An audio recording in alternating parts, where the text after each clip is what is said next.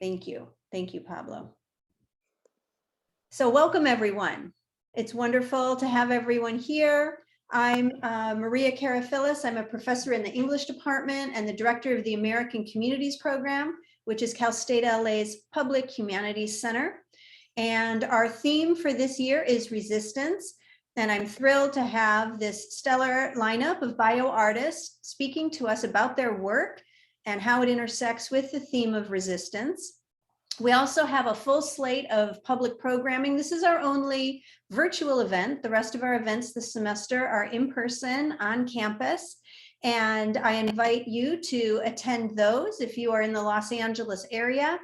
And you can find, if you like us on Facebook, American Communities Program, you can find our full list of programming, including pop-up events and updates on the happenings of ACP in and around Los Angeles.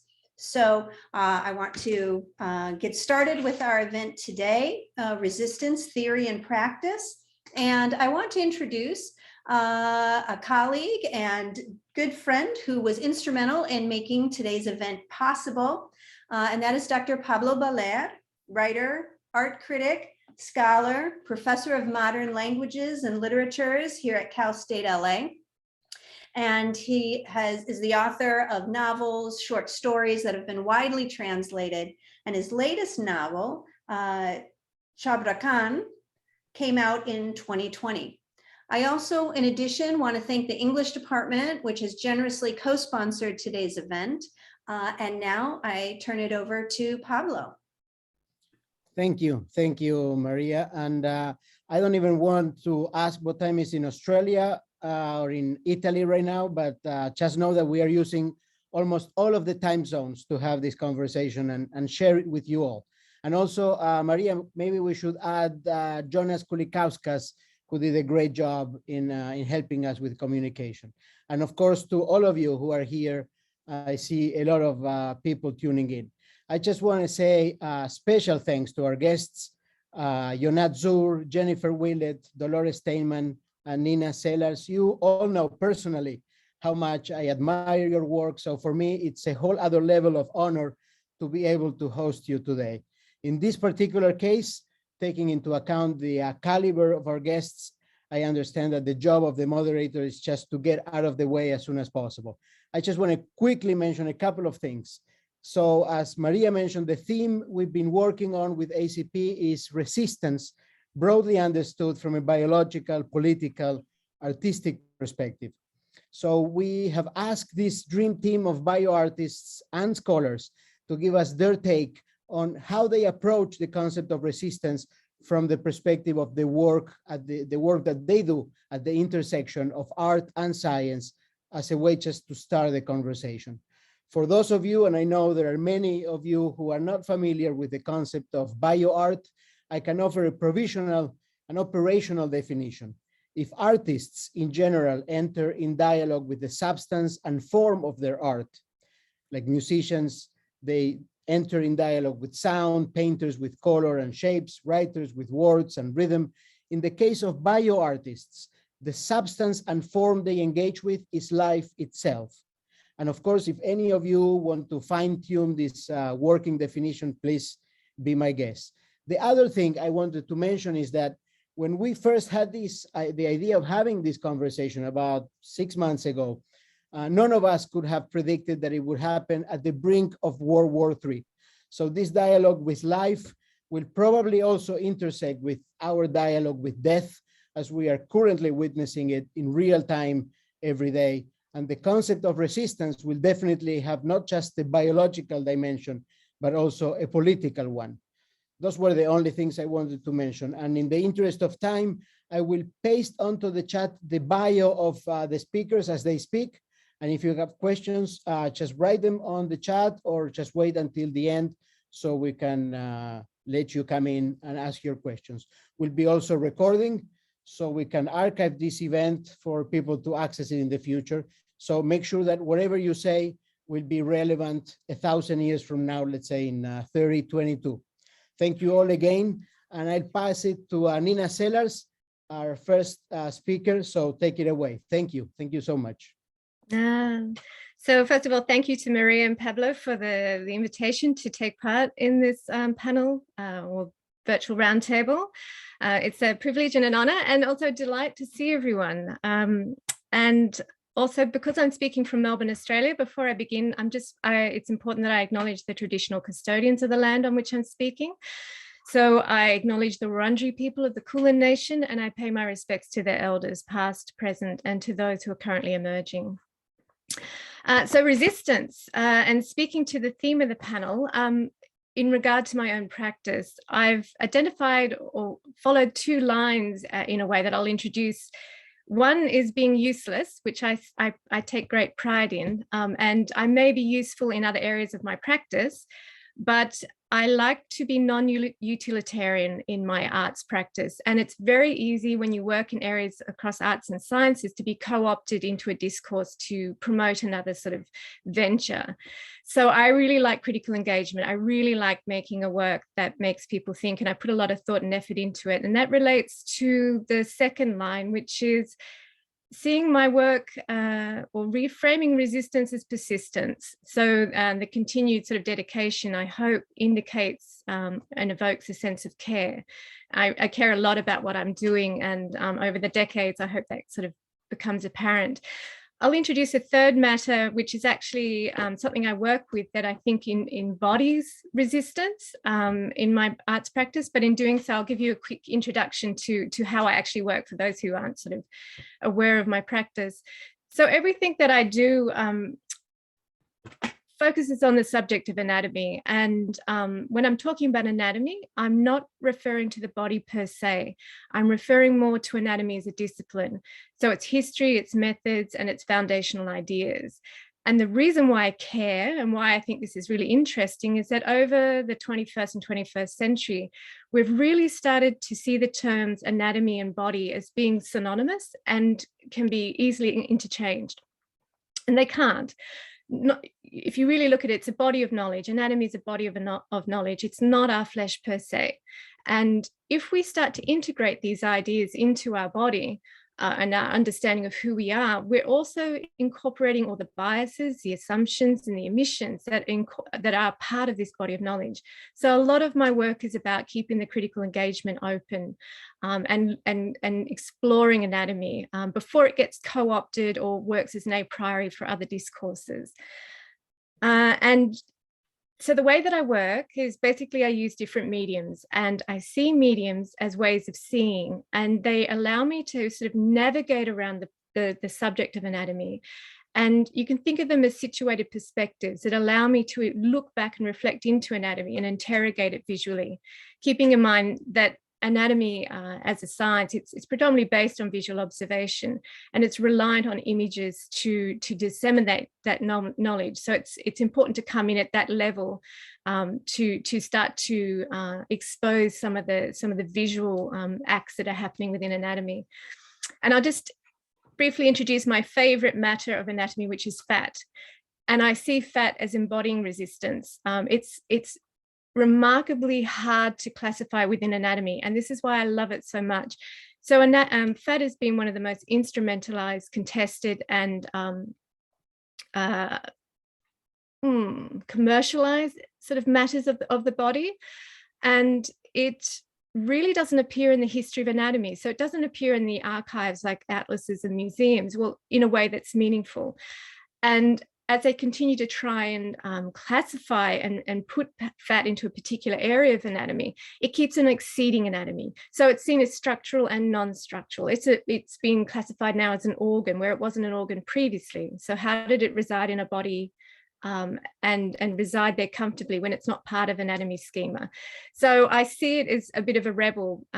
So a way of silencing a rebel is to include it into your group. And because it keeps on exceeding the group, I really see it as a matter of resistance. So I think I'll just leave that as my quick introduction and hopefully a bit provocative about what I work with. So thank you.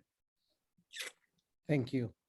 I think Dolores is next, right, Dolores? Unmute. Thank you. And I will be sharing my screen and start the, here it is. And I Whoops, okay. Done. I'm a bit. Sorry about that, guys. I'm really, really, truly sorry.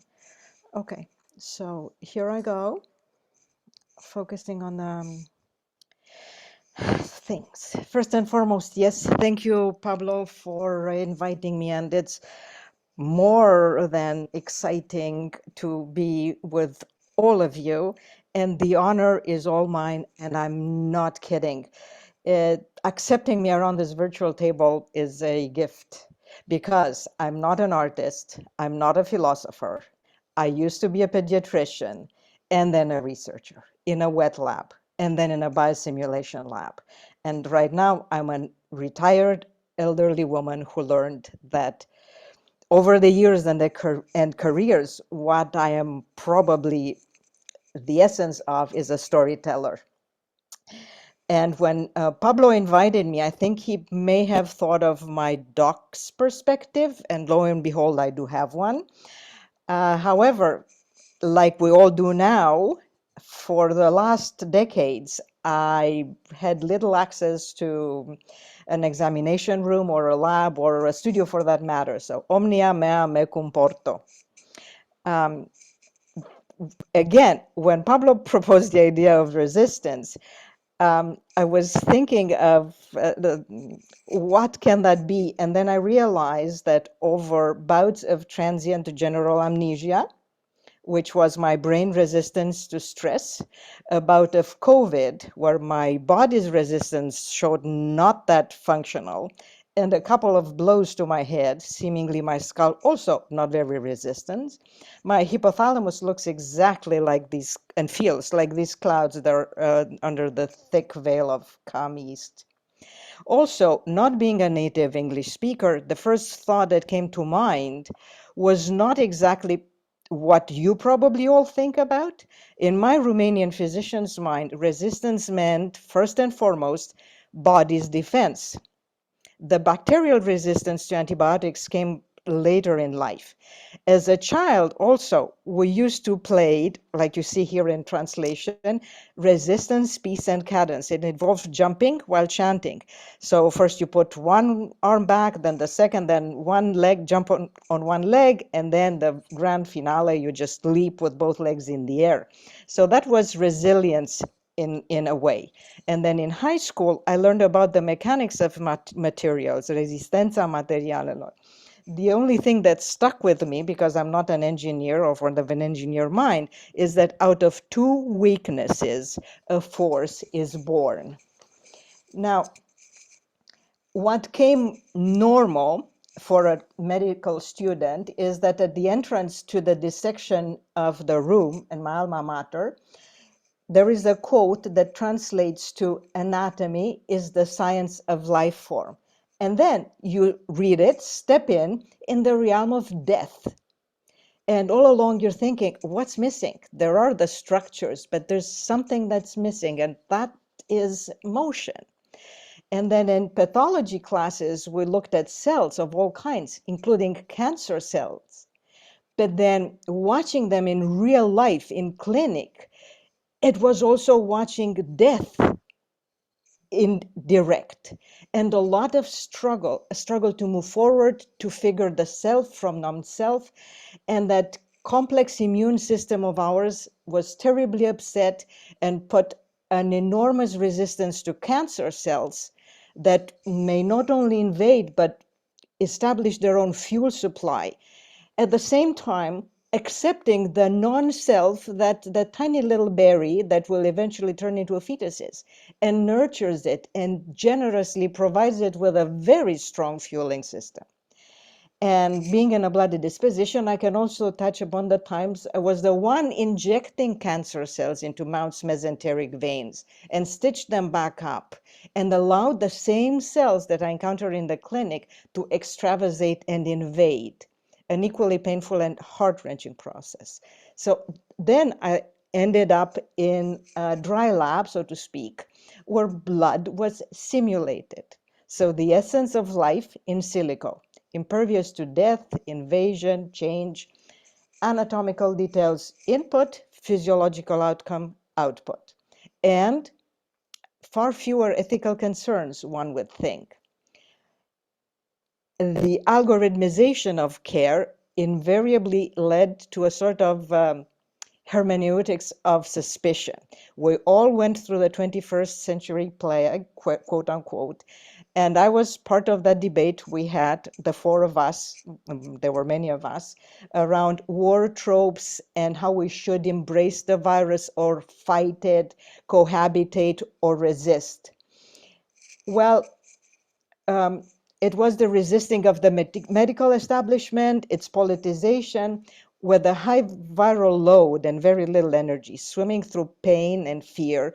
I was pondering on the shift in trust and apparent disconnect between the lab, be it in vivo or in vitro, and distancing of the clinic from the actual body, and how far we came over the 40 years since I was learning about life from a dead body, and how muddled the waters had become, and how lost we seem to be despite our facade of assurance and power of knowledge.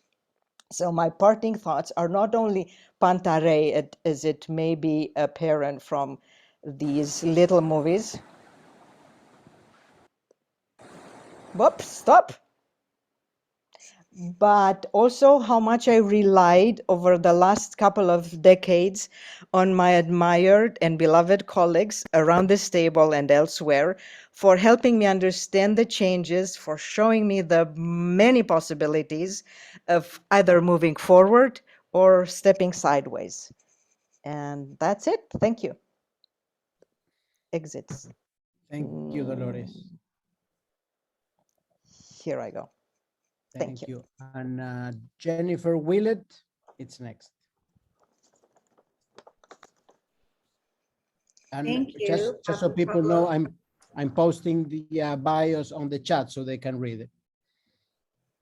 Thank you so much, Pablo, for having me, and to my dear friends and illustrious panel members. It's so nice to see you all here. So I just want to talk a little bit about my relationship to resistance. My resistance comes in many forms. I'm very resistant to disciplinary boundaries. I am an artist, but I also am a researcher, and it gets very confusing and upsetting for people in the arts and in the research field, or in the arts and the sciences or the social sciences, because I refuse to drop down to one category or to make my work more digestible to different people within those categories, or within the categories of the university and how they like to fund things. So that's sort of one essential component. I'm also really resistant to, in that sense, to staying with what we're supposed to be doing. So this, for example, is my lab. This is a BSL Level 2 Bioart laboratory in the School of Creative Arts at the University of Windsor. And I'll say there was a good 10 years of resistant bureaucratic behavior that allowed me to fund and build a certified lab in an art environment within a much larger comprehensive university that is very confused and afraid sometimes about what I might be doing in my lab. So the resistance that I participate in is quite often not very visible as resistance. I'm not in the streets. I'm terrible at burning my bra, but I'm really good in like a committee meeting and like waiting out everyone else who has something to say, and then doing the paperwork on time, and being this sort of like unruly artist, but who's able to meet all of the criteria of the institutional space. Then when I built the lab, I refused to do the things in the lab that I'm supposed to do in there, because the whole point of having your own lab is that you get to do all the things that you might want to do that you couldn't do when you were in other people's labs, because you might contaminate their work or their ideas or their community standards or what's acceptable, who gets to dance on the tabletops. Then we found that the lab was like really inaccessible. I couldn't invite people into my lab. You had to do 3 days of health and safety training to come and have a resistant afternoon in my lab. So then I continued to push the university further and asked them to build me a storefront studio lab space. And this space becomes a space where I'm able to build my artworks, but it's also a space where I can invite regular people who have no health and safety training to come in and resist these boundaries together with me. It is also a space that we're able to resist the role of the university in our city, and to resist the current downtown narrative of our city as one that is spiraling down, and not one that is growing. Another type of resistance that I'm interested in is the types of resistance of what type of activity or thoughts are welcome in these spaces. I'm interested, like many of my colleagues, in thinking about things about how we engage with other organisms through metaphors or activities that are very different than the hard sciences. I'm interested in reimagining biotechnology as a technology of love, a form of interspecies love. And I'm not talking about romantic love. I'm not talking about Hollywood love. I'm talking about persistence, durational, dutiful care over time. I'm talking about love that also acknowledges death and suffering. And I'm talking about a type of love that also involves moments of euphoria and joy. So then I'm interested in resisting what our biotech future has to look like. I get really tired of all these Hollywood films that tell me the only option is a really detrimental one where we're all going to suffer and die at some horrible end. And I want to instead put my lab into reimagining new futures, futures that are rooted in optimism or new ways, like creating new visual metaphors for what our future, biotech future could look like, instead of only adding to the really critical negative metaphors. The metaphors I'm interested in are feminist and post-colonial metaphors, ones that involve advanced digital and biotechnologies, but also historical, agricultural, and indigenous knowledges, ones that involve interspecies collaboration, community engagement, sustainability, love, joy, and gratitude, and the acknowledgement of suffering. I'm interested in changing who is welcome in these spaces. It was really hard for me as like a young woman to work my way into institutional spaces and insist that I belonged there, especially as an artist in a scientific environment. And now that I have this position of power, I am opening the door as far wide as I can to encourage more diversity, to bring more people into this space who are going to blow my mind out of the water and rock my boat and help us imagine these different biotech futures. I'm interested in rethinking about how we engage with audiences, with who belongs here, what voices are highlighted, how we perpetuate those voices through in-person, but also online and virtual environments. I'm interested in creating different environment ideas about the relationship between our ecological world and the biotech sphere. We think of these spaces as separate, but they are not separate. And the principles I'm interested in the lab are the same principles that we need to save our relationship with this planet and continue to make it habitable for human beings. I'm interested in telling stories about biotechnology that are not prioritized, that come from feminist or like unusual or imaginative perspectives. I'm interested in whimsy. I'm interested in how whimsy can knock us out of our established ways of thinking and open us to new ideas. I'm interested in the relationship I see between what we are all doing here in Bioart and what I see happening globally right now with the pandemic. And you mentioned the war in Ukraine. We're learning that we need a cacophony of voices, people from all different disciplines, all different backgrounds, companies, governments, artists. We all have to chip in together to really help solve these very complex problems. And one of the things that we have to, this time's been very good for Bioart, but we also have a lot of power now to help change the narratives of how we talk about science and medicine and biotechnology and how we can move forward with that as a society. I'm interested in changing the definition of what a mother can do with her time. There you go. That's it.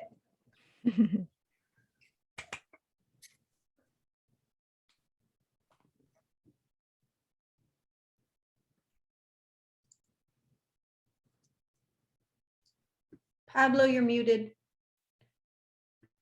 I am sorry. I said lastly but not leastly, Ionat Zurr, and I pasted the bio there. Thank you, Ionat.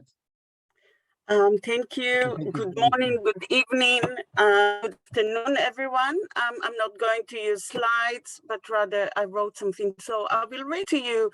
And thank you again for everyone, especially Pablo, for inviting me to speak here. And like Nina, Coming from Australia, I would like to acknowledge the traditional custodian of the land we are meeting on, or I am sitting on at the moment, the Whadjuk people, and I wish to acknowledge and respect the continuing culture and the contribution they make to the life of this city and this region.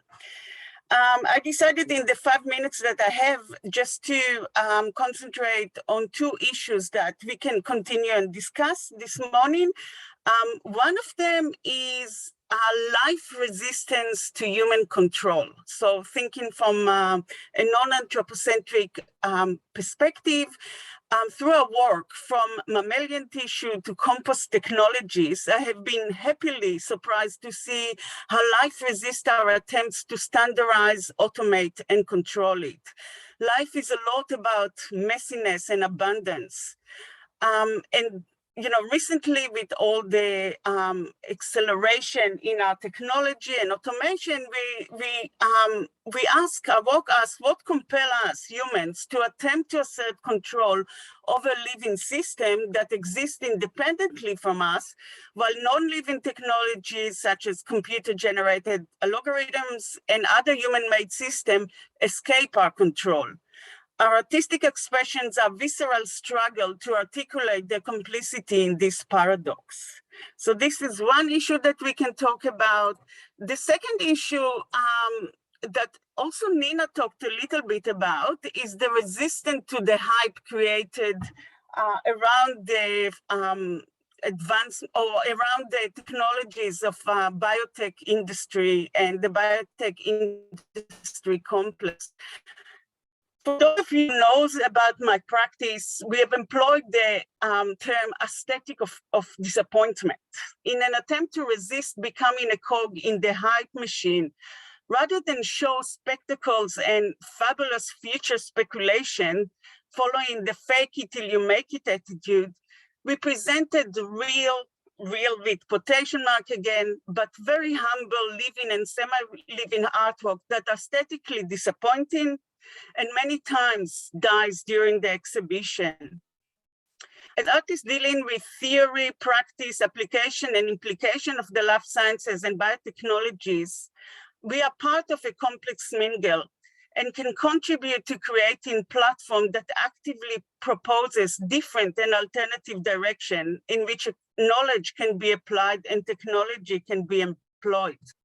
However, there is a growing push towards the incorporation of art as a form of public relation, whether advocacy, acceptance, translation, and engagement, or as a force for economical innovation. This is extremely problematic.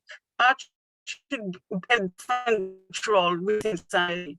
In terms of art and the life sciences, it is the role of the artist to explore the meanings and problematics concerning thinking ontology and life manipulation, epistemology, politics, and ethics. This role can involve aesthetic, social fact gathering, humor, irony, and other forms of tactical subversion.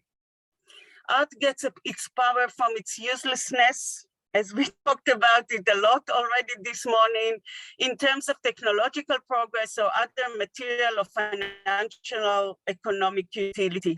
This sense of uselessness may be seen as one of the last voices of opposition to the whole-encompassing, short-sighted, opportunistic agenda.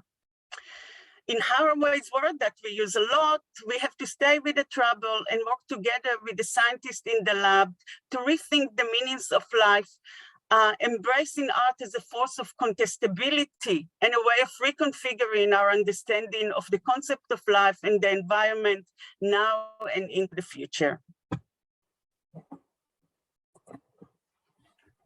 Thank you so much, Ionat. And for everybody, if you want to just write your question on the chat, or if you want to speak, please do so. If you want, I just have a quick question, that something that I realized when Jennifer was talking. As a writer, I'm really drawn to writers who are pessimistic and nihilistic. And I realized that it seems like all of my bioartist friends are very optimistic. Would you say or Ionat, Jennifer, Dolores, Nina, that there is something intrinsically optimistic in bioart? Or if not, why not? If Jennifer, do you want to speak first? Okay. It's very interesting. It's an interpretation. I'm far from being optimistic. Also, for me, the experience in the lab is far from love. I see the experience in the lab very violent. I think that, and I'm, part of it. So I'm not self-righteous in any way. But, we do have to remember that, in the lab, we are taking a living system and organism and separating them from their, there's a lot, current science, unfortunately, is a lot about isolation, control, and reductionism. And that's what we do in the lab. So if I am, for example, to grow mammalian tissue, the whole idea is to actually, forgive me for using this violent word, but kill all life beside that specific life forms that I want to grow. So I'm not using, I have love to life, and I'm rejoined, I think I'm trying to follow that. But for me, it's a lot about violence. The thing is that in order, again, to grow your life form in the lab, you need to care for it in order to sustain it alive, in order to let it flourish, if you want. So there is we talk a lot about the balance between caring for the life in the lab and controlling it. And it's not necessarily the two opposites, care and control. Sometimes they intermingle, and we can take this kind of idea beyond the lab to, care and control of the people we love, care of control of political situation that we are facing at the moment, etc. So yeah, not all of us are optimistic, but we must be hopeful. I would agree a lot with you, Nat. So most bioartists I don't think are very optimistic. And even my sort of willful optimism is a strategy. But I do think we all are very well of the resilience of life, and what Ionat said about how amazing it is that life is resistant to our desires to control it, for me is a very optimistic perspective and something that I also hang on to. So I agree. I think we just have a different read of the same thing, Ionat. I do think that there is a violence that takes place in the lab, but I do also think that there is like a parasitic relationship, and that in my own lab, I attempt the best I can to figure out what organisms, like what do they need, what are they good at, what do they hate, what are they bad at, what kills them, and then design projects based on that knowledge of the organism itself. So I see it as a form of collaboration. I think sometimes that maybe the organisms have tricked us. We need them so much now. They've extended our quality of life and our duration of life, that they have a parasitic relationship with us, and maybe we're growing them in biomass. So even though we have to kill the organisms, there's so many more of them alive than ever would be if we hadn't made labs. I also think that it's really important to understand that life, the cycle, always involves death 100% of the time, and suffering and decay and all of those things. And so my optimism is with understanding it from that perspective. So the love that I'm feeling also involves Ionat's position, but also, like, I worked in an anatomy lab for years, also involves Dolores's position or Nina's position. I don't think these things are mutually exclusive. Dolores, you wanted to say something? I'm unmuting myself. Yeah. Well, I was shaking my head and I thought, no, I don't think that's right. I was actually thinking of what I was putting together, and also at my future projects, because despite my old age, I got involved into in my retirement in 2 new projects, and one it's looking at death and stuff. That's what it's called. and it's the resistance against loss. And then the rituals that are involved, but also looking at the biological changes and so on and so forth. And then another project that looks at memory loss, because it's something that's also very dear to me and to my heart. Well, dear, no, it's close to my body. And again, looking at memory and materializing loss in one way or another, just as a way to attach a meaning to it. So I'm not the best example of, what do you call that, optimism. But I look at people like Nina and Ionat and Jennifer that I would say, like you were saying, Ionat, is the control and care. So when things get out of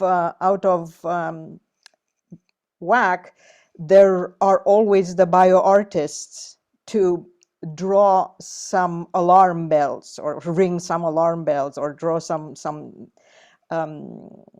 guidelines, let's say, for how to move forward. And it's a way of exploring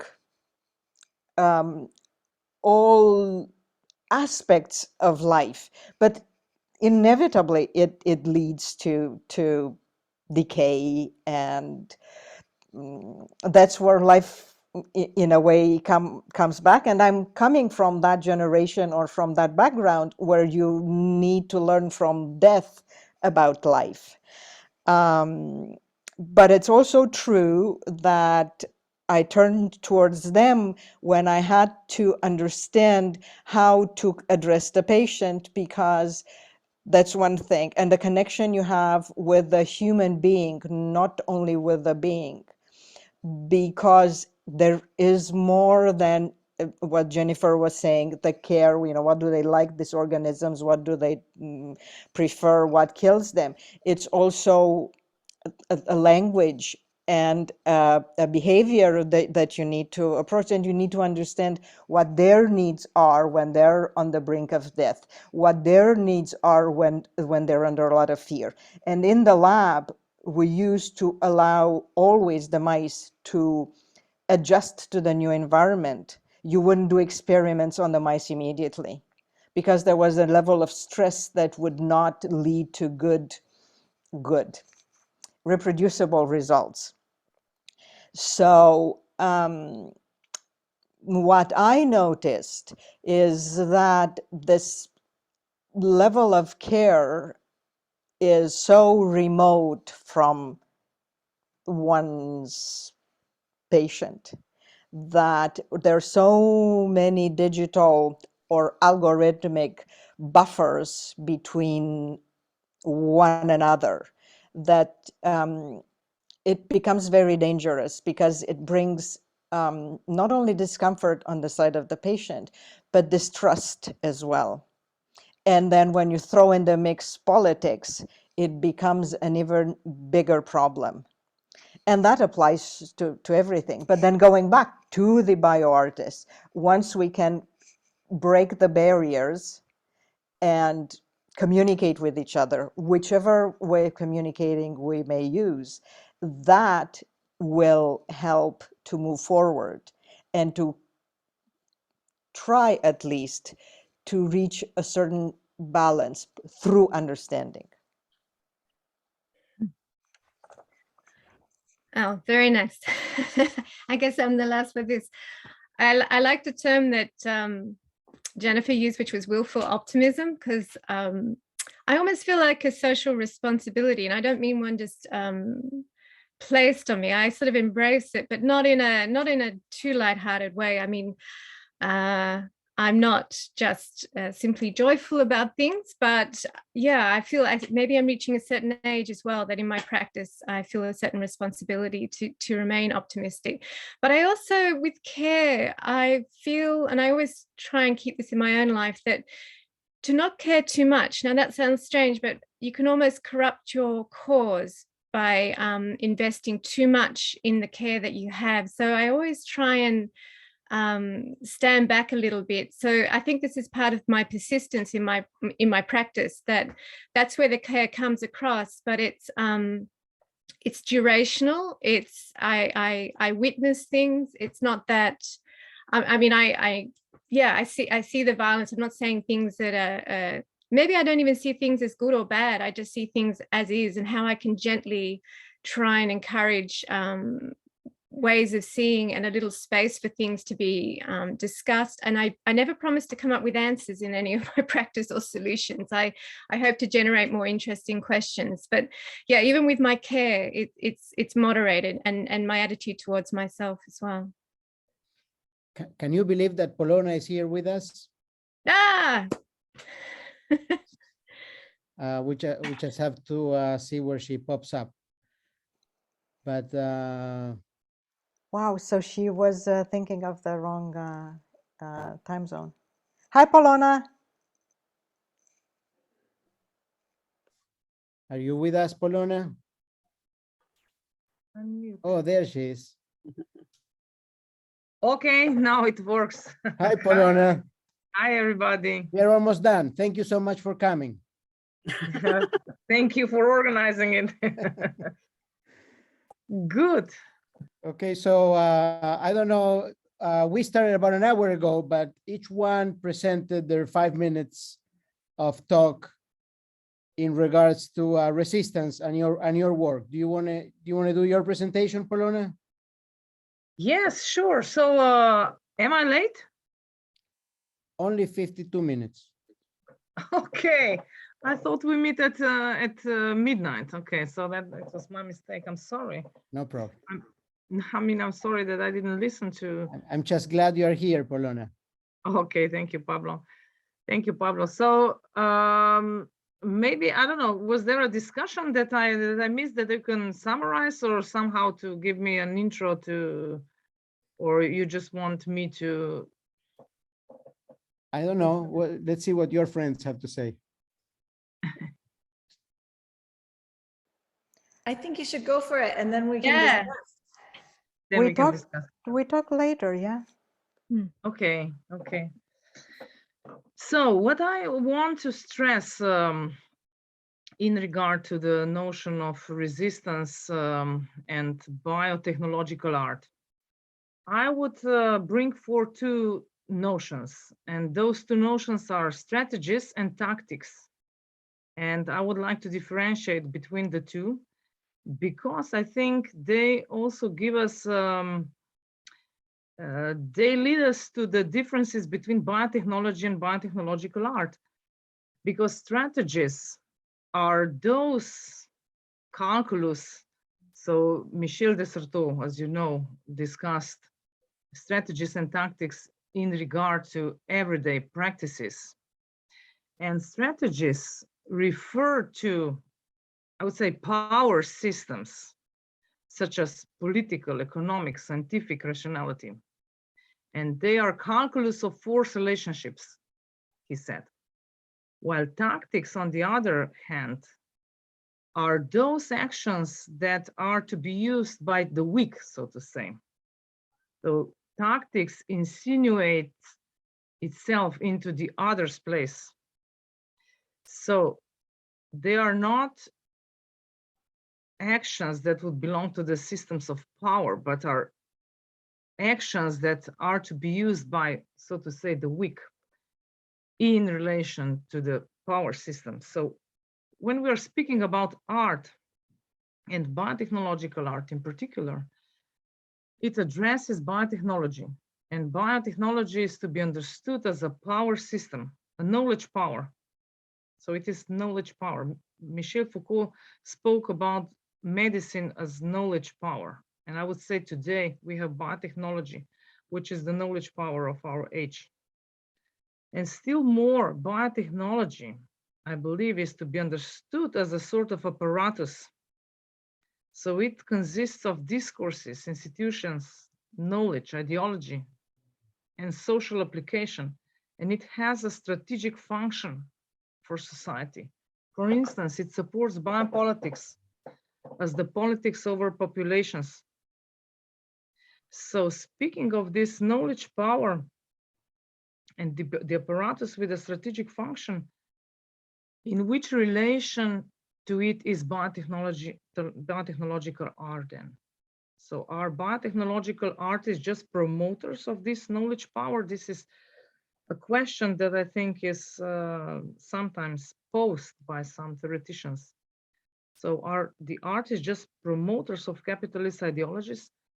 I would claim not so. Maybe sometimes we have artists that would step on this side, but I think it's important to comprehend art as a practice of resistance to these power systems. So therefore, I would say that biotechnological art, not all of it, but I like to understand it as a practice, which is a practice of minimal resistance. So these art practices don't build counter apparatuses to these power systems, but I think that they do challenge, perhaps sometimes they subvert some machines of governance over the bodies. And even if they are rather minor for the society, they have weak practical effect on the society. I still think that they are performing interruption, and they do aesthetically unfold the power of these modern apparatuses. And in this way, I think they make present or make us see how these systems works and make us think. So in this way, they have, I think, very important enlightening function. That would be shortly, but I'm really sorry that I missed the previous discussion. So maybe some of these aspects have already been addressed by previous speakers. Well, it's recorded. You can look at it afterwards. And, Okay, and Maria, but, thank you so much, Polona. And Maria, I will let you ask your question. I just wanted to respond one thing to Polona. Okay. It just reminded me, I don't know if you know Ziarek's book, The Force of Art. Mm-hmm. He has a concept that I like very much. He says that art is not an alternative power, but it's an alternative to power. And I think it speaks to what you just said in regards to the relationship between art and technology. Yes, I would agree. That's Yeah. close to what I just said. Yeah. Maria, you wanted to ask a question? Oh, yes, I had a question. Thank you all. Your presentations were fascinating. And this actually in some ways picks up on what Polona was just talking about in terms of dissemination, or the way that the bioart interacts kind of in a larger sphere. And so I just had a question of dissemination. And Jennifer, I really liked seeing the photos of your storefront lab. I think that's super fascinating as a way of kind of getting the bioart into the community in a form of dissemination. And so I was just wondering if you had more to say and what the others had to say about ways you found especially effective to share your bioart, or what forms it might take kind of materially when put out in the world. And whether that involves maybe describing a recent project, or just theoretical ways that the bioart is part of, but also beyond the lab, would be great. I can start first, and thank you. So in our field, the encounter with the non-human organism is often a really key moment in the work. So because of that, a lot of bioartists do workshops or attempt to exhibit live work in museums and galleries or in non-art environments. So I think workshops are a key component for a lot of us for that reason. It gives people that hands-on moment themselves, where maybe they experience some of the things that we experience making our work. I've also, during the pandemic, we've really gone virtual, which is super weird because that negates some of those things that are so important. I can see Mireille Bourgeois is here from Iota Institute. Mireille and I have a collaborative grant where we're looking at how to create virtual but still enlivened or embodied relationships to bioart. I know Ionat gave one of our lectures as part of that, and she had people making like a beverage in their home that also enlivened their body and their experience. So I think that's something, but I think dissemination is hugely important because it's like impacts and transforms society, right? And so I think we've all worked on that in different ways, and I'll let my colleagues talk about the ways they do it.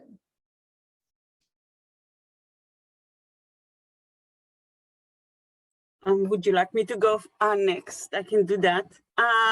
Yes, I think Jennifer explained it really well. What I can add, I guess, is one of the things that I think both Jennifer and myself doing, because we have access to, we have a lab that these plans. And I think this is the thing, because the lab from the outside seems like this kind of magical. Oh, my connect. Can you hear me? Because it says your internet. Okay. The lab from the outside is looking like this magical place that magical things are happening there, or things that are beyond the capacity of the public to understand.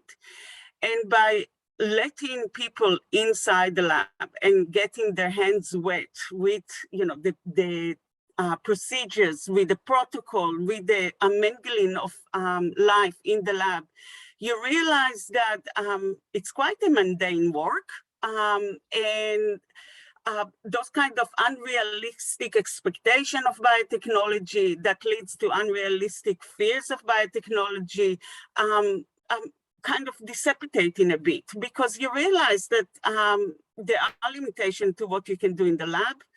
There is resistance from the life forms that you work with in regard to the ability to make them do what you want. And there is a lot of, you know, kind of really wonderful surprises as well. So I think this kind of opportunity for us to give people the opportunity to come inside the lab and work and with the materials and the procedures is one of the best way of disseminating. And then, of course, taking outside to workshops, to DIY, et cetera, et cetera. And this kind of, you know, a kind of panel that we are doing at the moment. Mm-hmm. Yes, I think this is very important, if I may, Pablo. So, of course, this hands-on approach, which is even emphasized with the workshops. So what we could also say, making this high sphere very common use, so something that, you know, comes to the everyday life and is available. And then we become aware that we're also part of that, and we are also decision makers. So it's something that concerns us. It's not something that should be put to another sphere and let other people decide instead of us. So that's one thing I think that's very important. And I will also say that it's also very important to establish these special conditions in the space where this art work that is living is presented. So all these conditions that are required for that, and all the work that is to be done for that to be established, makes a big difference between some depicted art, as we could say, some traditional forms of art that just depicts some topics and so forth. So in this case, we have performative art. So we have artworks that are performing in this space, and we, as the observers, we face this, not only artworks, but we face this life. So we come in contact with this life that is there and is evolving, and it's perhaps something is going on, and maybe it's changing, maybe it does something, maybe it really performs in the sense to produce something in the real time, which what we can observe. So, but even if it's a slow process, so to say, if some cells are growing and so forth, still from all these circumstances that are there, everything that had to be done for this context to be established, brings this awareness that it's, and this aesthetic experience, that it's a special environment that is there to be established, that enables, that possibly enables this life to evolve, but which I also like this idea that these life forms also resist, of course, they resist this imposition, this what we want to impose the power over them. Thank you. Nina, you were about to say something. Oh, I was actually saying who would like to speak next, but I was muted, but it was perfect. So, yeah, I've approached this in different ways. I mean, firstly, I'll say I've been very fortunate. I've realized over the years, well, context is everything. And a lot, especially my biological artwork, has benefited from the history of symbiotica. So the exhibitions that I've shown with living artworks have benefited from the history of the fact that they show living artworks. And so my work, you know, instantly sort of has been boosted by that context being seen in these shows. So that's one aspect that I've become very aware of. But also, just up until recently, I was a curator of an anatomy and pathology museum. And as part of that, I was trying to define a space, which now I'm going to take more independently. But I see myself as a critical post-humanist. And so part of that is to critique within the institution. And I was wanting to set up a museum called the Delinquent Museum within our Anatomy and Pathology Museum and have this work as a membrane where people could come in, but also interact with our students. And it was called the Delinquent Museum because it was relating to the etymological origin of the word. So it literally means to offend. So the motto of the museum was to offend and offend well, which was to have this this substantial sort of critique embedded into it. And we were also planning, as we've had the lockdowns, we've lost about 1/3 of our businesses or 2/3 of the businesses in town. So we were hoping to have similar to Jennifer, but it's you know, it's amazingly impressive what you've been able to achieve, but to have a pop-up space where we could have this Delinquent Museum as a quicker, nimbler museum space to our larger, more institutionalized space. But space is a really, really important thing. I started to feel like a bulwark. As a curator, I was operating less and less and thinking less and less as an artist, but how I could actually physically create a boundary that would protect a space within which things could happen. So I'm thinking, you know, of going online with this digital, with the Delinquent Museum. But yeah, I just in that practice of being a curator, which was very hard, referring back to what I was talking to you before about trying to remain useless. In my arts practice, I remain useless, but it's very hard when you have a curatorial role and also working in a medical school to have that. So I was having trouble creating that boundary, but the value of having space and having people that can sort of guard that space to allow others to have the freedom to explore things. So for me, it's not just reaching out into the public, and I've benefited from other laboratories like Symbiotica and the like, and their histories. But also for me, it was really important to have a space within an institution to have our young up and coming doctors see the questions that are being raised. Like for me personally about fat, you know, for me, that the fat that doesn't really appear in the history of anatomy, that really impacts the way that our medical students perceive fat and how they address things. And so, but there's lots of contentious issues. That's just one that I thought was really important. So not only having spaces out to the public facing, but also having spaces carved out within institutions to invite voices in. So yeah. Thank you, Nina. I don't know if, Dolores, you wanted to add something? Only if you want me to. I mean, only if there's time and there's no other question, because I wanted, number one, to say that Polona really drew together nicely everything. So don't worry, you didn't miss much, because everything you said basically was that little shake at the end that aligns the pieces into place. And listening to the four of you, I was thinking, wow, over 40 years since Bruno Latour's laboratory life, and how much more access, you know, just look at in perspective how far things have moved, or how far we have gotten from where we were. So that's the one thing that came to mind. And the other thing, it's the encouragement of the do-it-yourself that you may have mentioned or not in one way or another. You're talking about workshops, but there is a lot of access, I would say, now. So when Oron and Ionat started their adventure, this was unique, more or less. I don't know. I'm not a connoisseur, but I refer to them. And you see the decades go by and look how it's spread. So if you're talking to a lot of the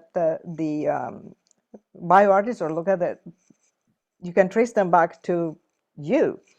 But at the same time, going back to the do-it-yourself and options that one has that are not necessarily related to a particular place or location, right? Jennifer said we went virtual.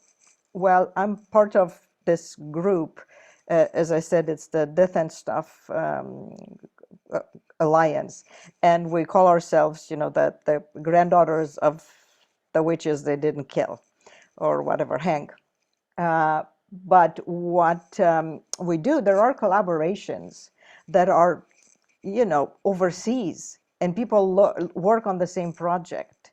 So that expands even more, because all of this happening online and being available online gives more access to it and contaminates, let's say, more people. And look at me, I was hanging out with these wonderful people for decades, and it was my interest, and their knowledge and their ideas and their approach to either techniques or technologies influenced what I was then passing on to those that were using that biotechnology, right? So it's like a dandelion flower, it just spreads beautifully, or a rhizome for that matter. Thank you, Dolores. Ionat? Yeah, and also what I will say now refer to slightly to the question in the chat.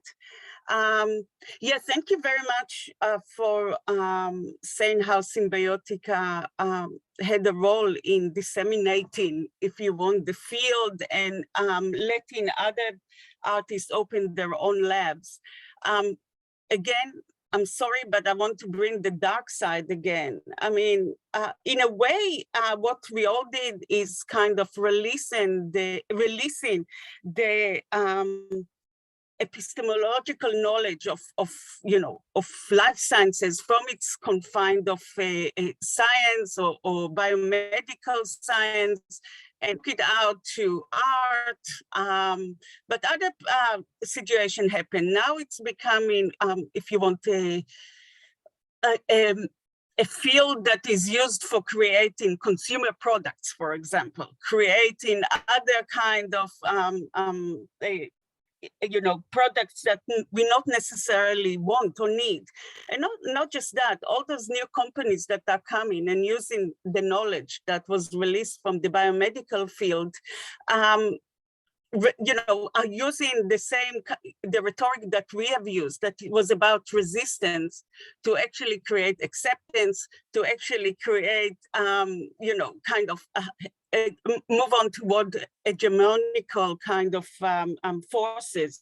So if I will just, and my life, in our own career is all about disillusion, because we noticed how many of our artwork that were about resistance, such of, the one that people usually know is the victim is leather, or the in vitro meat, the disembodied cuisine, actually the resistance, the irony, the humor that were an important, part of these artworks were taken away, and they were used against the ideas that we were putting at the forefront. So they were used to actually kind of promote the field of biofabrication. And we were making fun of the idea that, in vitro meat will solve the problems of sustainability today. That in vitro meat is about taking the guilt of using living organisms for our own pleasures and desires. And this kind of, critical notion was completely turned around and used to actually promote the same notion. So, again, resistance can be problematic. And if we're talking about control, again, we have no control over, the message that our work tried to convey. Thank you, Polona. Yes, I would like to say that this reminds me what Ionat just spoken about of the problem of innovations or some fresh ideas, so to say, that that come to the reality, so to say, in the world of art, high culture, and then how they are taken away. I mean, this is not something new. It's just something that we now notice also in regard to biotechnological art. So something that comes from art or so to say high culture, and then is used by the industry, so to say. And now we also have these stimulations from politics and the industry, as for instance the stars call, so that are calling for innovation and for the role of art in this regard. So this is say kind of tricky field, and it's not so easy. It's not something to so simply deal with, but Ionat presented it nicely, how an artwork can have very wide variety of meanings and connotations, and could be ambiguous, and so, and then it's taken into the sphere of industry, and then it becomes more one-dimensional. As regards this question that is here in the chat, so resistance, activism, relentless position.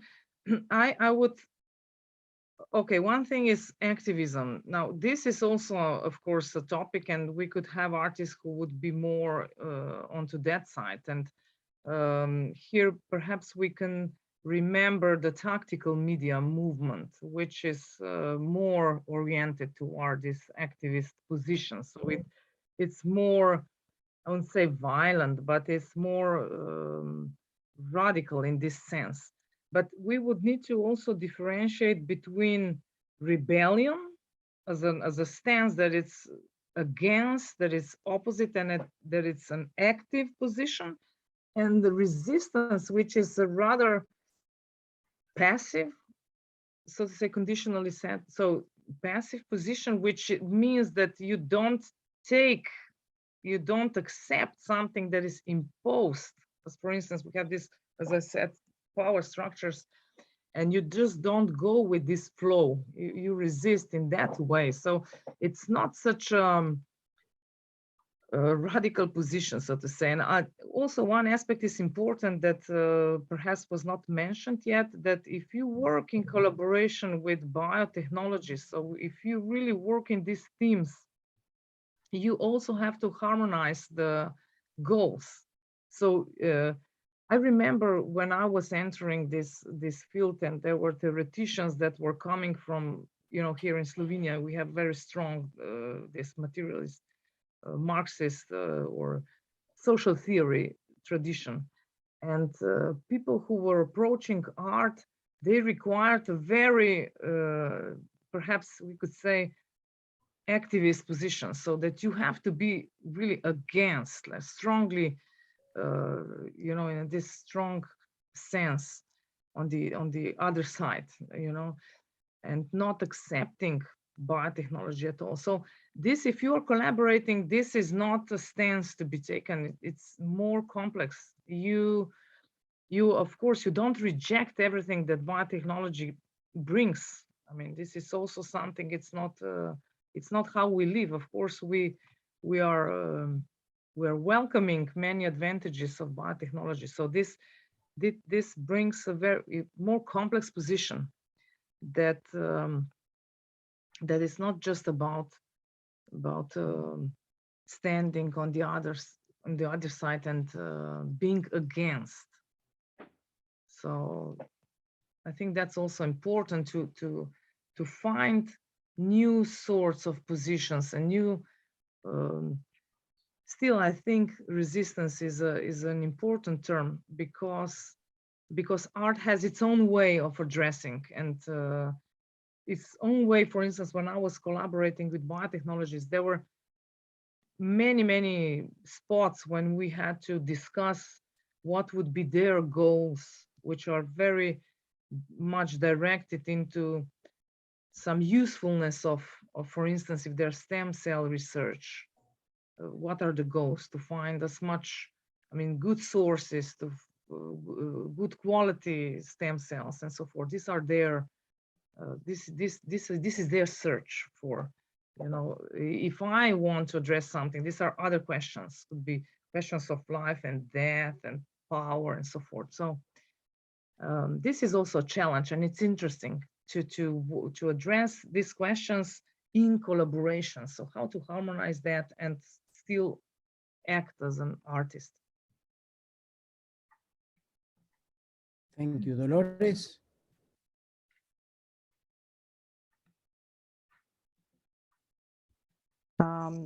I was thinking of the question that Mireille asked, and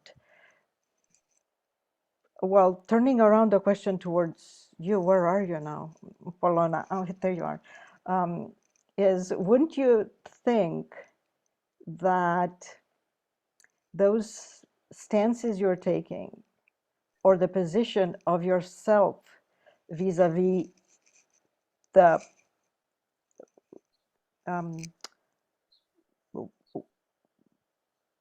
power as such, because you were referring resistance as in, or Mireille was asking if it's resistance as in activism, and you were saying, well, resistance is a very, very smooth way of rejecting, not really taking a stance. But wouldn't you think that these are variations on the same theme?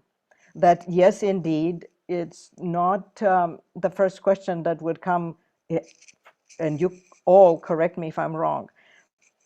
The first thought that comes into one artist's mind is not, ooh, what's the goal of this?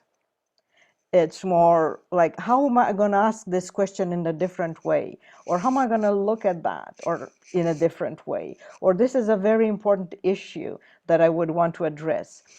And not only from a bioartist point of view, but in generally thinking, historically placing yourself, right? As generations moved, you're not pulling thing out of your vagina anymore, right, on stage as part of a performance in terms of feminism activism, right?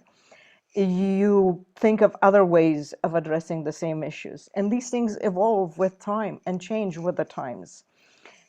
So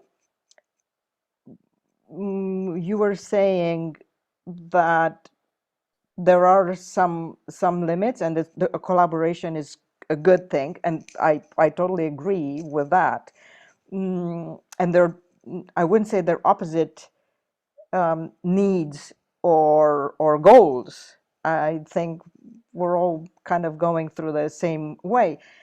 Would it also be possible, I'm playing devil's advocate, to be, when, yeah, it's all commercial or commercialized or commercialized or ing, but there is a particular speed that things need to be done with. So from an entrepreneur's point of view, or from a, you know, pop-up new technology venture, they want to do things fast. So they don't have the time to think. They just want to move forward. And at some point you're wondering, why do I have yet another version of the old version of whatever I had, and what are things, and how are things moving?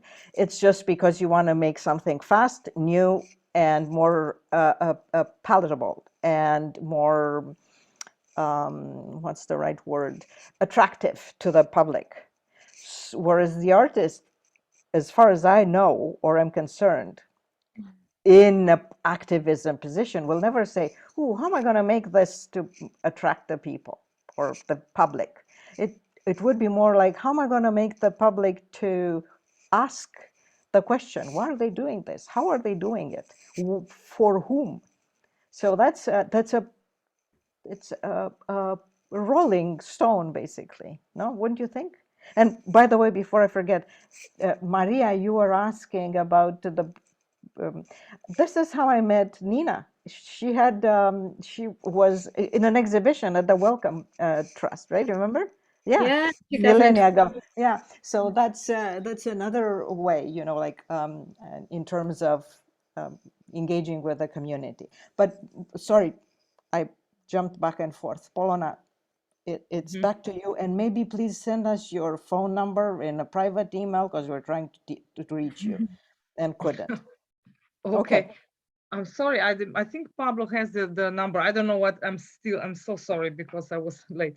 But I think, Dolores, you opened many new questions. Now, first, I think that this is perhaps a myth that the artists have the time to really address the questions when they want and so forth. I mean, if they're professional artists, they are also under stress to produce, to come out, that that they have to appear, that they have to have the results, so forth. As the scientist, as for instance, I'm a researcher, of course I need to produce papers and so forth. This is the way we live today. We have to have these results and so forth.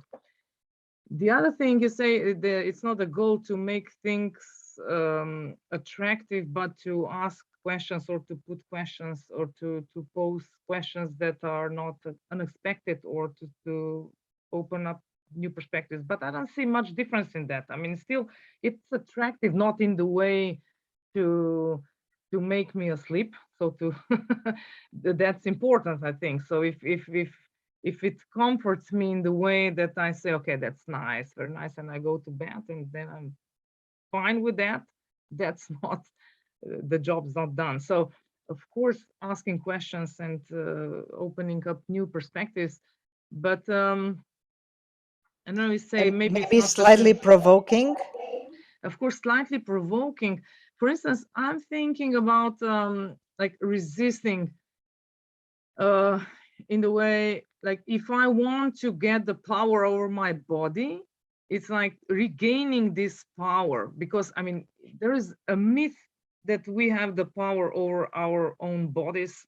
We're actually, for instance, when I was giving birth, when you also give birth to a placenta, and this placenta, there is a regulation that this placenta belongs to the hospital where you give birth to. So it's part of my body, then it comes out, and there is a baby and there is a placenta. So, and then if I say, I mean, this is something I produce, or that's me, or it's my baby, or it's in the interface between us, or something, it has to do with me, they say, no, that's something in such a way you experience this power that is there over your body. And if you want to regain this power, that's a way of resisting. For instance, another way of resisting, for instance, in collaborations that comes to my mind when I was working with biotechnologists, for instance, for me there was an interest to show to put this logic that is there, to put all the forces and all the power that there is to cultivate something that will make sense. So that would be an effective organ for humans. So in the final instance, so something that makes sense in this logic of medicine. Why not use humans to support laboratory animals, for instance. That's something that is not, that's not in the logic of science and this knowledge power. So this is also a way, of course, it's what you said, it's posing another question, opening up, bringing out another perspective, but it's also a way of resisting. And it's not a rebellion in a way. So it's not that I don't say that I reject biotechnology or everything that it offers. So I'm not really, I mean, But wouldn't you think Yeah. that these layers, like we were talking about ethics, and I never figure out how you were trying to do. And by the way, it's not only the placenta. The rules and regulations different from one country to another in terms of your ashes, right? Or your dead body, for that matter. Sure. So there is a wide variety of ethical approaches to the remains, just as it is to any other body part. So Nina knows that one can get or source fat in the back driveway of a doctor in the States, right? That sculpts some actress or some very rich and powerful person. But you know, on the other hand, Jennifer has to go through all these loops and hoops to get people to see her at work, because otherwise there is an ethics committee. They're going to say, nah, no, and you need to have the training. And I could put together mice, and I could say, well, I was putting the mice together and keeping them alive and letting the tumors grow in them, because that would advance the knowledge regarding tumor growth, tumor cell extravasation, whatever.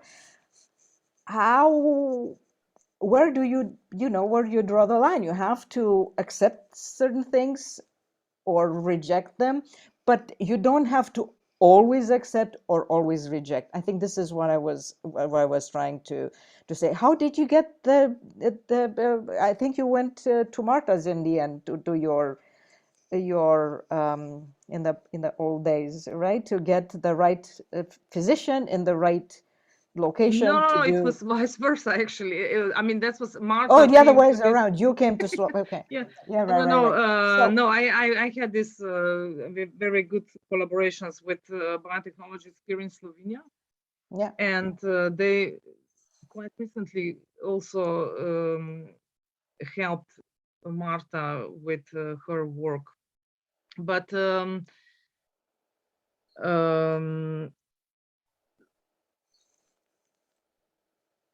I'm a bit. So what you were? What did you mention? Could you just mention? I was saying that there are some rules. Yes. I know ethical committees and these things. Yeah. So ethical committees. Of course, there are ethical committees in every country, but it depends. You can have ethical committee at the university. You could have it for medicine. You could have it at the national level. So that depends from country to country. From my perspective, ethics, in that sense, it's quite strictly,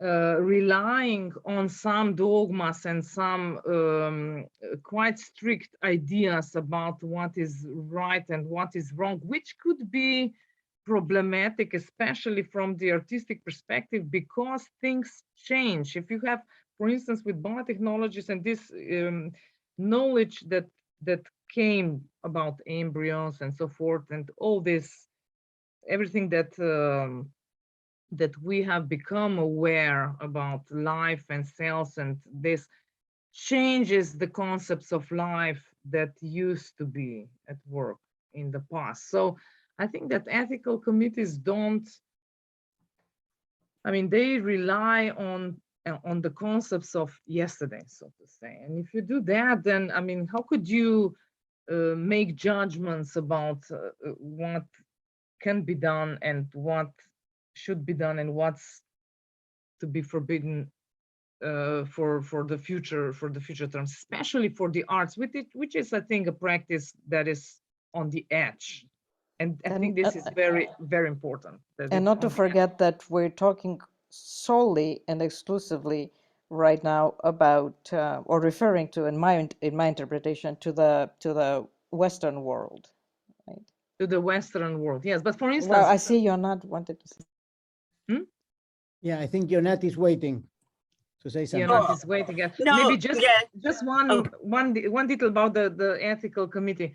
Yuri Karpan suggested to establish ethical committee for art years ago. I don't know. I don't agree to have. I mean, I don't think this is a good idea. Now, recently, Adam Zaretsky suggested that we should have an ethical committee for art. But the idea is to have people inside to be to support art. However, if you have such ethical committee, some ladies from this discussion can say better, I would say, then you would have some regulations that you have to lean on and you cannot rely on. You cannot say that's okay to be done if you have certain norms and standards that you have to obey. So that, I think, I prefer not to have ethical committee for artistic research. Thank you, Polona. Ionat. Yeah, I missed some of the discussion, but then I heard ethics committees in university, so I got excited. Yeah, I mean, I think we're talking here, how do you resist? It's a larger thing. How do you resist? Do you resist outside of the system or within the system? And if you resist within the system, how, what are the boundaries that you take? Or when you're embedding in a system, when the slippery slope is there that you consciously or unconsciously become part of the system. And this is a very interesting kind of, I think, resistance. I just want to say, that ethics committee are still based on the biomedical model, which is, if we go to, for example, use of animal, how many animals can be sacrificed for the purpose of, of helping mainly human life, and when do we cross this boundary? I think that because the artists who worked in Symbiotica had to pass all their projects through the ethics committees and through health and safety, this became a form of resistance. Because what the artist suggested is, again, this kind of useless idea of, okay, how many, how much harm can we make in order to create a, philosophical discussion, in order to make a cultural debate. And this is something that the ethics committee had to deal with for the first time through those kind of art projects that put to its members. And I remember speaking to some of the members in the ethics committee, and they said that these were the most interesting conversation they had, because suddenly they were forced to actually think about the ethical aspect beyond the, the utility, the discourse that, we usually go, oh, it will, cure cancer, etc. And there were few precedents. I believe that even Jennifer, through her work, created a precedent or worked drawing on a precedent in that the artists can use their own tissue as part of an art project.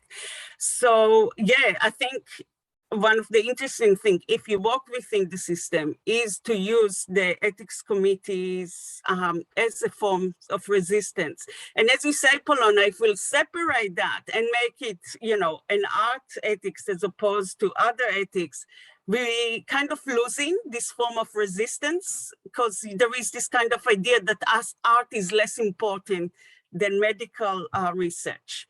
But if you can move your research to the Committee of Medical Research, you kind of showing how art research and medical research are, are both kind of the same value level. And I'll be quiet now. Can I just add something to what just said? So what you just mentioned, Ionat, my experience, because I also went through the ethics committee in Slovenia, but it's an ethics committee for medical research. It was because the project was in collaboration with biotechnologists in the biotechnological laboratory and so forth. So it had to go through. Of course, everything was sincerely written, and also this artistic part that this was going to be and so forth.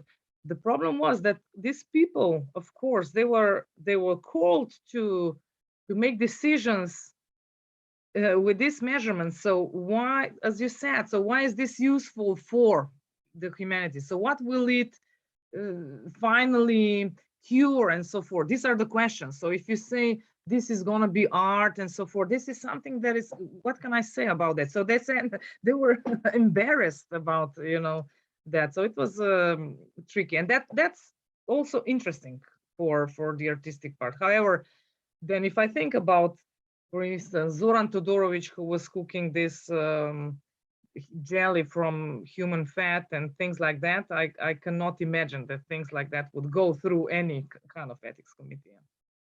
So we wouldn't have that kind of works. Jennifer. I want to tie that a little bit back to what we were just saying also about dissemination or genealogy. So I think of all of those meetings as performances, and I do it for a couple of reasons. I do it because it keeps me sane, because I spend hundreds of hours in those types of meetings and filling out paperwork. So I've almost chosen to decide that they're going to be artworks and that I'm engaged in a durational performance while I'm doing them, because it gives me more pleasure. But it actually is a performance, and it's actually one of my best performances. And it's a form of dissemination. These conversations are beautiful. They stick with the researchers and the scientists and the committees. We've all made real precedences in our country about what is art or not art, and what can be done and cannot be done in the name of art. And I think that is a way that, new ideas are disseminated through the field, through the sciences and through institutional spaces. I'd also like to really go back to what Ionat said about, on the one hand, so I feel there's been a big, I've been willfully optimistic. I think there's been a big impact from the genre of bioart over the years. And I would really like to acknowledge what Dolores said about, if we go back, only 40 years ago with laboratory life, what was allowed to happen in those spaces, what we understood about those spaces has been radically transformed. I agree with Ionat that some of the changes then become reified, right? So I would argue that resistance is not a direction, but a practice and a give and take. And I think that what we can say is that, in looking back at our history and our genre and looking at the work that Symbiotica and other organizations have done, and now the generational knowledge that is unfurling all over the world as a result of that, is that we have moved the needle. And for me, that brings optimism.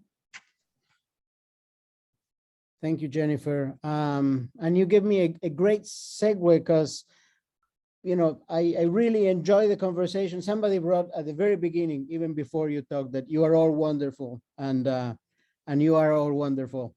But our conversation was really at a philosophical level. We talked about dissemination, tactics, power, nihilism, bioethics. And I'm just worried that for those who don't even know what bioart is, we'll leave this conversation, even if this is going to stay as a recording, without having a clear sense of what bioart is at the very basic level. Would you all leave us with your definition, beyond of what I said at the beginning, of what bioart is for you?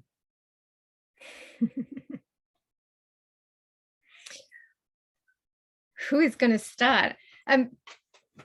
Can I'll just also just briefly address what was said earlier about this sort of relentless pursuit of activism. I sort of see with myself that it's a restlessness, a pursuit that you hand on to others.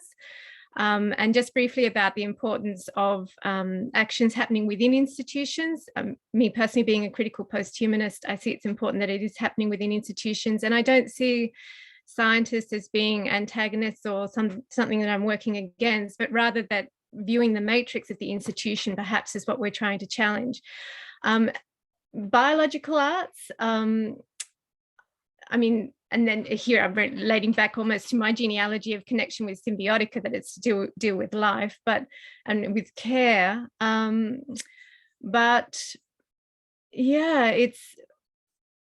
for me, it's difficult for me to actually surmise with biological arts in particular, because I work across different genres. But yeah, I'll leave it to the others to surmise that a little bit more clearly. But I'll just say also, when we talk about ethics committees and usefulness and the way of approaching them, I also believe that there shouldn't be a separate one for arts, but also I sometimes feel that there's an abstraction that happens. We may talk in ethics committees about, the greater good of what something will be used for, whether it's to cure a certain cancer, but there is also the question of the monetary value. There's a lot of diseases and things that aren't addressed because they don't fit into what would be a model that would produce money. And I think I have a huge problem with things start to become abstracted, conditions of care and with others and with all sorts of things, that suddenly there's this huge jump that's made where I suddenly abstract you into a dollar value. And I think that's one of the things that I think art is very good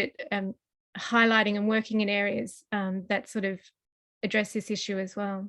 So perhaps not the answer you're hoping with in relation to biological arts, but I'm sure you'll find it with the other speakers as well. But thank you. Thank you. You were laughing, Ionat. I don't know why. I don't know what biological art is. I try to, I think, kind of defining those kind of genre is more for, art historian maybe, or one of the, maybe it's a form of resistance actually, when I think about it, because I'm trying to put everything back into resistance. We are doing art by categorizing us as bioartists. We kind of put aside, we put into a different category, and we have problems sometimes showing in venues which are art venues, because we're not artists, we are biological artists. So I guess by also the moment you try to define something, the moment you actually title something, put a name on something, taxonomy is all about control. And I'm trying to resist this control. So I don't know what biological art is. I think all of us are artists. Some of our work is with living and semi-living system, but we also work with other mediums.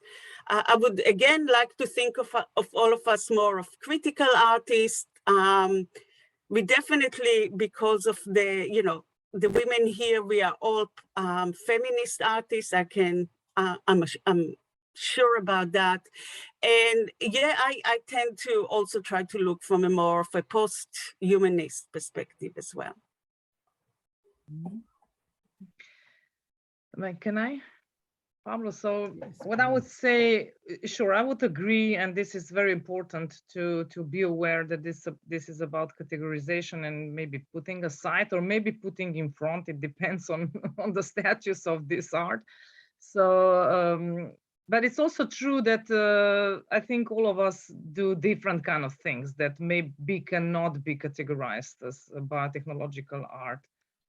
So in this sense, that's a question. But still, speaking about biotechnological arts, I think it makes sense if you think about this age as an age of biotechnology. So if biotechnology is very important for our society, for these times, with everything that it brings, the advantages or the fears that are related to that and all that things. So I wouldn't say came suddenly, but it came once, and it maybe shocked us with as for instance, the ear on the mouse. It was something that pulled the trigger about, oh, what does this mean? So what will the future look like? And of course, this is a challenge for the artists to go into that, to ask the question. So I'd say biotechnological artists are that addresses biotechnology, just generally speaking. So that has to do with that. But then, of course, you could have many different directions and so forth, interests. And one thing that I think is also very important if you want to differentiate this sort of art from maybe some other sorts of art is this aspect that we emphasized before. You have to have some living components, that you work with this life, that you really invest everything that is needed, the conditions, and you get the knowledge how to do that and know-how and so forth. So even if you do it in a lab or whatever, so you do that, you really do. So you take care. So you establish conditions, you take care, you do the plan how to do it, and then you also have to observe if there is still this life, what's going on and so forth. I think this is very important that you have this performative dimension of this art. Thank you, Polona. And Jennifer. I'm also going to mess with you a little bit further. One of the things that I think about when I think about what bioart is, I mean, obviously it's art that uses biology or living media, right? And I have a very wide definition, so that could include food and bodies and these types of things. But one of the things I've been thinking about a lot lately is it might also be one of the oldest forms of art. People often think bioart started in the 80s, but I don't think so. I think bioart might be the original art forms of humans collaborating with other organisms or interacting with the byproducts of other organisms to make a mark or tell a story. And what that does is it separates, like that re-entangles bioart with the creative impulse in human history, and reminds us that actually all art is probably something biological. Maybe in modern times we turn to the plastic arts, but even plastics are actually petrochemicals. So maybe actually it's all bioart. All of it. Thank you. And Dolores, you're the last. If I manage to unmute myself. Yeah, well, as I said, because I reiterate, because I'm not an artist, and I can have the outsider's perspective, even though probably I'm immersed in it up to my eyeballs, I would say that to me, bioart is a beacon in the sense that it's a signal, a warning, a guide that helped through the decades of work in the lab, making me ask questions differently, making me think of things differently, writing grants differently for all I know and care, coming back to the institutionalized aspect of it. So I can only be grateful, and I can only hope that nobody's gonna go and categorize bioart as a different kind of art. It's just one of the media that all these women here are using, but it's not the only medium they're using. So it's the questions they're asking and the way they're connecting the world. And yeah, it's a form of resistance because it evolved with the times and with the obstacles that have were set in front of them. I think I got it right this time. Yeah.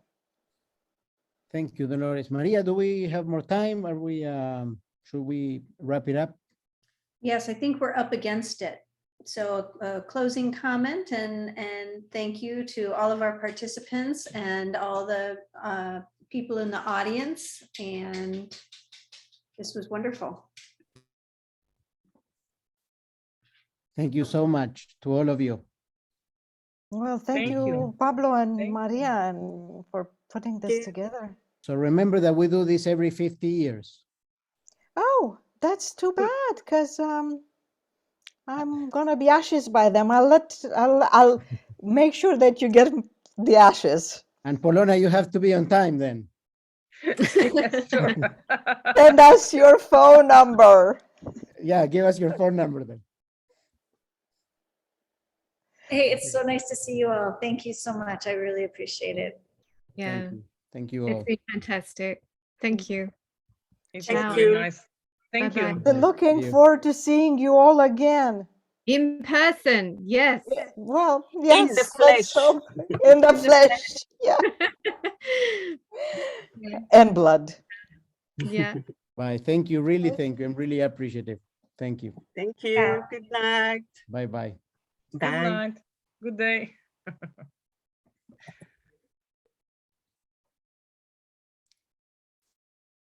Polona, so nice to see you. I'm so happy to see you. Pablo, thank you. Yeah. I thought it's very nice to see you too. So are you Yeah. still recording or is it? Are we still recording? I'm